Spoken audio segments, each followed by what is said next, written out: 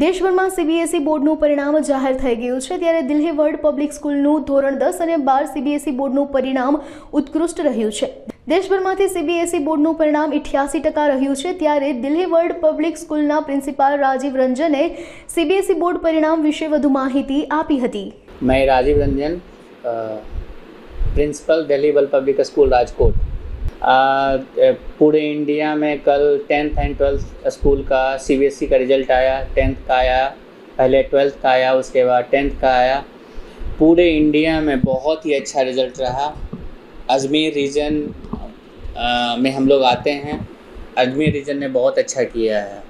Sir, Delhi world public school Rajkot मुझे लग रहा है कि इस बार इतिहास लिख चुका है। हमारे स्कूल के आराध्या खामरा ने 5 मेन सब्जेक्ट में 492 नंबर 500 में लाया है, 492 आउट ऑफ 500। और अब तक जो मुझे दिख रहा है उसमें राजकोट में किसी बच्चे का इतना मार्क्स नहीं दिख रहा है, 492 नहीं दिख रहा है अब तक। और अगर देखेंगे हमारे बच्चे का रिज़ल्ट तो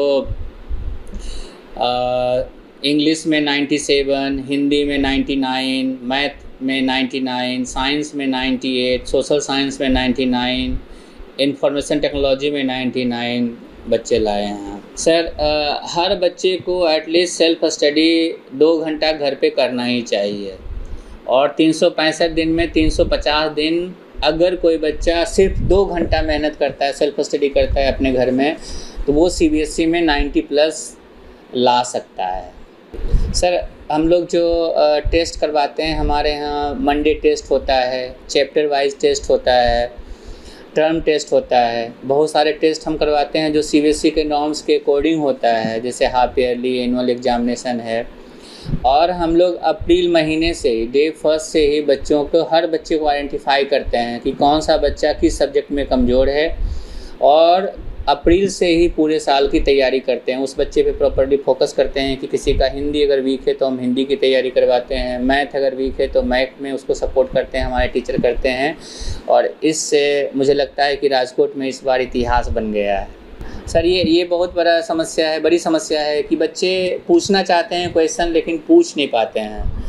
तो इसमें बच्चे से ज़्यादा शिक्षक की जिम्मेदारी होती है। शिक्षक क्लासरूम में इतना अच्छा लर्निंग एनवायरनमेंट तैयार करे जिससे कि बच्चे क्वेश्चन पूछने में डरे नहीं। तो ये शिक्षक की जिम्मेदारी है कि क्लासरूम का लर्निंग एनवायरनमेंट जो होना चाहिए पॉजिटिव होना चाहिए, जिसमें हर तरह के बच्चे हर तरह का क्वेश्चन पूछ सके। सर, हम लोग बहुत ही फ्रेंडली माहौल में बच्चों को पढ़ाते हैं, और हम लोग बच्चों को इनकरेज करते हैं कि वो क्लास में क्वेश्चन पूछे, और जितना क्वेश्चन पूछ सकता है पूछे। और टीचर की जिम्मेदारी होती है, हम लोग हमेशा गाइड करते हैं टीचर को कि उनका जो सवाल है, उनका जो क्वेश्चन है, उसको क्लासरूम में या क्लासरूम के बाहर में उनको प्रॉपर आंसर दिया जाए। हमारे यहाँ 10वीं में अगर कहने को तो 100 में से 100% रिज़ल्ट है, लेकिन इस बार जो सबसे अच्छी बात है, जो मुझे लगता है राजकोट के इतिहास में बड़ी बात होगी, जहाँ पे एक बच्चों ने, आराध्या खामरा ने, हमारे एक बच्चे आराध्या खामरा 500 में 492 मार्क्स अचीव किया है। उसमें से अनुष्का शर्मा जो है वो 92% पाई है, रजत गलगली 92% पाया है, गोथी हनी 92% पाई है, राघव पुजारी 91% पाया है। सो बहुत ही अच्छा, ओवरऑल बहुत ही अच्छा रिजल्ट कहा सकता है। हर साल सुधार की गुंजाइश होती है। हम लोग वेट कर रहे थे कि एटलीस्ट 499 आए 500 में, बट हम लोग 7 मार्क्स से रुक गए। अगले साल हम लोग तैयारी करेंगे कि वो भी 7 मार्क्स आए और राजकोट में इतिहास लिखा जाए। बस सेल्फ स्टडी करते रहिए, बहुत अच्छा से बहुत अच्छा करेंगे आप। सर, मेरा नाम आराध्या खामरा है और मैं राजकोट के दिल्ली वर्ल्ड पब्लिक स्कूल में पढ़ता हूँ। और अभी बोर्ड के रिज़ल्ट्स में मेरे 98.4% आए हैं। और सबसे पहले तो क्रेडिट मैं भगवान को ही देना चाहूँगा, उनकी देन से सब होता है। बाकी फिर उनके बाद मेरे पेरेंट्स का कंट्रीब्यूशन है, स्कूल के टीचर्स का, मेरी बहन का भी, सबका, क्योंकि इसमें एक कंबाइंड एफर्ट हम कह सकते हैं। क्योंकि मेरे पेरेंट्स ने शेड्यूल बना के दिया, और जैसे मेरे को सब लैंग्वेजेस थोड़ी टफ़ लगती थी, तो उसके लिए फिर उन्होंने सही सॉल्यूशंस बताए कि कैसे सैम्पल पेपर्स करते रहना है, और अपने टीचर से भी गाइडेंस मिला कि उन्होंने भी एफर्ट जो हमारा पढ़ाई में है उसमें उन्होंने कमियां निकाल के बताई कि आपको इस एरिया पे काम करना है, इन फील्ड्स में ज़्यादा एफर्ट चाहिए। तो उन्होंने फिर शेड्यूल भी एक बार टीचर्स ने मेरी हेल्प की थी बनवाने में, और इसके अलावा फिर मेरे प्रिंसिपल सर ने भी इसमें बहुत मेरी हेल्प की। उन्होंने भी मेरे को बताया कि कैसे पढ़ने का सही शेड्यूल होना चाहिए, और कैसे हमें अपने सारे जो फ्रेंड्स हैं उन सब से भी हेल्प लेनी चाहिए। और मैं लास्ट में सभी को थैंक यू कहना चाहूँगा, क्योंकि उनके कारण ही मेरा आज ये रिज़ल्ट आ पाया है। 98.4% मार्क्स आए हैं।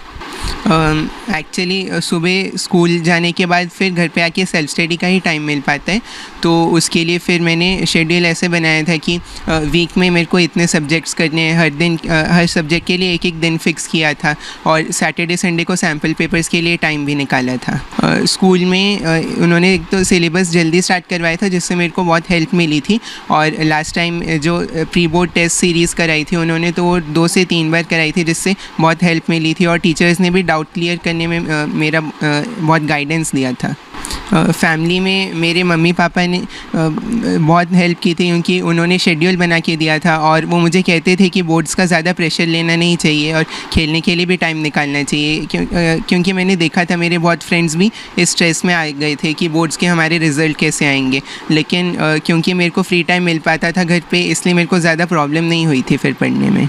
लैंग्वेजेस मेरे को एक पार्ट है, क्योंकि वो थोड़ा टफ़ लगता था, तो उसके लिए फिर मेरे पेरेंट्स ने लैंग्वेजेस को खुद रीड करके मुझे समझाया, और साथ ही उन्होंने मेरे टीचर्स के साथ भी कांटेक्ट किया, क्योंकि उन्होंने टीचर्स को बताया कि मेरे को इस जैसे हिंदी में थोड़ा लिखने में प्रॉब्लम होती थी, तो फिर मेरे सर ने बताया कि कैसे हमें राइटिंग की स्पीड पे ध्यान देना चाहिए। इंग्लिश में हमारे सर ने बताया कि कैसे हमें सैम्पल पेपर्स करते रहने चाहिए और चैप्टर पे मेन फोकस करना चाहिए। आगे तो अभी मुझे 11th और 12th में IIT JEE की तैयारी करनी है, और ड्रीम कॉलेज तो IIT मुंबई है, ताकि फिर उसमें कंप्यूटर साइंस लेना है IT इंजीनियर के करियर ऑप्शन के लिए। मेरा नाम सुनील कुमार खामरा है, और मैं Motion Education Private Limited Kota में फिजिक्स फैकल्टी हूँ। सबसे पहले तो प्रभु को धन्यवाद, ठीक है। उसके बाद क्या होता है कि जैसे एक भगवान किसी को विशेष वो देता है, तो उसके बाद ऐसे संतान मिले तो उसका ध्यान रखना बड़ा ज़रूरी है। और एज ए टीचर जैसे प्रोफेशन भी है, तो मैं बाहर भी रहता हूँ, समथिंग प्लान करके मैंने बता दिया कि बेटा इस तरह से पढ़ना। उसने कभी मुझसे पूछना तो कहीं तो फ्री है कि वो नहीं पूछ रहा, तो मैंने पूछ लेना है। उसके बाद घर मैक्सिमम संभालती लेडीज़ हैं, तो ऐसा मेरा मानना है सभी लोगों के लिए कि घर में लेडीज़ खुश रहें तो घर का माहौल भी खुश रहेगा, बच्चे भी खुश रहेंगे। मतलब माहौल देना काम तो लेडीज़ का, तो हम तो कैसे दे सकते हैं, हम सिर्फ अपना काम कर सकते हैं। हमने अपना काम किया, उसके बाद फिर हमने माहौल एक अच्छा दे दिया। नहीं, मैं आपको यहाँ पर एक स्पष्ट बात बताता हूँ, मैं 11th-12th क्लास का टीचर हूँ। मैं इसका टीचर नहीं, मैं फादर हूँ। मैंने इसको हमेशा एक बात बोली कि जो तेरे टीचर है ना, तेरे लिए पहला जो गुरु है तेरा वो है, तो जो पहले उसकी बात माननी है, सुननी है, क्योंकि मैं भी एक टीचर हूँ। तो अब मैं उसके बाद अगर कहीं दिक्कत आती है तो मैं ये नहीं कह रहा तेरा टीचर गलत पढ़ा रहा है, मैं कह रहा हूँ ठीक है, शायद उनसे छूट गया होगा समथिंग, एक बार उनसे पूछना, फिर लास्ट में मैं बताऊँगा। शिक्षक का सम्मान पहला है, तो वो मैंने उसको हमेशा सिखाया। वही उसकी मम्मी ने सिखाया कि शिक्षक पहले है, तो वो पहले, तो जब बच्चे के मन में आएगा ना शिक्षक पे भरोसा, तो शिक्षक भी पूरी ऊर्जा लगा के काम करेगा। और फिर मैं भी उसके बाद लास्टली कि चल ठीक है बेटा तेरे से नहीं हो रहा, फिर मैं करा देता हूँ। कुछ नहीं, प्रेशर का देखिए, मैंने आपसे सिंपल बात बोली, ये बैठे हैं, घर इनसे बना, ये मेरी पत्नी, ये मेरी बच्ची है, लेडी से घर बनता है। वो बिटिया वो खेलती रहती है जब भी उसको समय मिलता है, उसको कहीं बाहर जाने की आवश्यकता नहीं, ठीक है। ये मम्मी है, तो इतना ना कोई ऐसा कि बेटा रिलैक्स, बेटा आराम से रहे। एक पिता का कहना, माँ का कहना बहुत फ़र्क हो जाता है। आप फर्स्ट ऑफ ऑल खुद आप सॉर्ट आउट हो जाइए, पहले आप क्लियर रहिए कि आप पहले भगवान का पे विश्वास रखिए। दूसरा, आपको घर को आपको प्रसन्न रखना। आप इसलिए दिन भर जो भी काम कर रहे हो, आप घर का प्रसन्न रहेगा तो घर का प्रत्येक सदस्य प्रसन्न रहेगा, और उसके बाद परिणाम अपने आप आएंगे। जो भी आप चाहते हो, पढ़ाई हो चाहे आप कुछ भी करवाना चाहते हो, बहुत साधारण सी बात है। मैं घर में हंसी खुशी का माहौल रहेगा, ना बच्चे को स्ट्रेस आएगी ना टेंशन आएगी, पढ़ाई वो आनंद से करेगा, साधारण सी बात है। बाकी टाइम शेड्यूल का ऐसा था सर, पहले तो ये स्कूल में जितने भी जो होमवर्क वगैरह सब मिलता था वो अपना कंप्लीट करता था, क्योंकि एक प्रॉपर शेड्यूलिंग और एक कंसिस्टेंसी बहुत ज़रूरी है ताकि हम एक जो हमारा टारगेट है हम उसे अचीव कर पाएँ। होमवर्क के बाद 1-2 घंटे का ब्रेक, सो दैट कि उसका माइंड फ्रेश हो जाए, वो नीचे जा कर के या अपने फ्रेंड्स के साथ जाके खेलना चाहे खेल सकता था, और इसको गिटार बजाने का शौक़ है तो गिटार बजाए, या फिर कभी कभी टीवी भी देख सकता है। ऐसा नहीं है कि आपको कॉन्टिन्यूसली ही पढ़ाई करनी है। 1-2 घंटे का ब्रेक हो गया, माइंड फ्रेश हो गया, उसके बाद आप अपनी सेल्फ स्टडी स्टार्ट करो।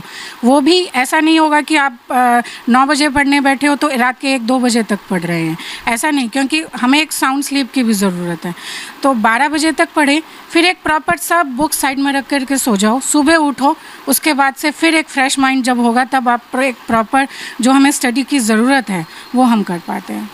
सर वो बात सही है कि एक वर्किंग मॉम के लिए बहुत टफ़ हो जाता है, और ख़ासकर जब वर्क फ्रॉम होम हो तो घर भी मैनेज करना है और बच्चे भी मैनेज करने हैं। इसके लिए प्राइमरी चैलेंज टाइम मैनेजमेंट ही होता है। तो टाइम मैंने ऐसे मैनेज किया था कि जब मैं काम कर रही हूँ तो बेटा आप भी काम करो, आप भी पढ़ो, जब ताकि हम दोनों एक दूसरे को टाइम दे सकें। ऐसा ना हो, क्योंकि आज की डेट में बच्चा पीयर प्रेशर से बहुत ज़्यादा अफेक्ट होता है, उसका स्कूल का माहौल, उसके फ्रेंड्स कैसे हैं। तो उस एरा में हमें ये बहुत ज़रूरी है कि पेरेंट्स और जो बच्चा है उसके बीच में एक फ्रेंडशिप जैसा बॉन्ड हो, सो दैट वो सब कुछ शेयर कर सके। उसके लिए उसे टाइम देना ज़रूरी है। अब हम सारा दिन हम ही जॉब करते रहेंगे तो बच्चों के पास टाइम नहीं दे पाते, इसलिए टाइम ऐसा था कि जब मैं काम कर रही हूँ तो तब आप भी काम करो, हम एक साथ ब्रेक लेंगे, एक साथ हम अपना कैरी फॉरवर्ड करेंगे, ऐसा टाइम शेड्यूल सेट। सर पहले तो वही है कि बहुत बहुत खुशी हुई ऐसा रिज़ल्ट जानने के बाद, कि मतलब ये था कि उसने जो हार्डवर्क किया है वो जब हमारे पास आउटकम आया तो ऐसा लगा कि शायद जो एक सपना था वो पूरा हो गया। उसके लिए हमारा ये था कि हमने, ऐसा नहीं है कि हमने ही एज अ पेरेंट उसका हेल्प किया है। Principal sir, Rajiv Ranjan sir, Raja sir, और स्पेशली मैं डीपीएस को आज की अगर मैं डेट में बोलूं तो आज की डेट में हमारे बच्चों को जो भी सक्सेस मिली है वो प्रिंसिपल सर और डीपीएस फैमिली की वजह से मिली है। तो आज की डेट में ये कहना चाहूँगी आगे आने वाले बच्चों को जो डीपीएस में पढ़ रहे हैं वो उन बच्चों को भी, कि वो डीपीएस जो राजकोट है वो एक स्कूल नहीं है, वो एक फैमिली है, जहाँ पर बच्चे को एक छोटे से पौधे से अगर हम डालेंगे तो वो एक प्रॉपर जो एक फलदायक पेड़ होता है वैसा एक ग्रो हो करके निकलेगा। तो स्कूल को लिए हम ज़िंदगी भर ऋणी रहेंगे, और बाकी भगवान का धन्यवाद।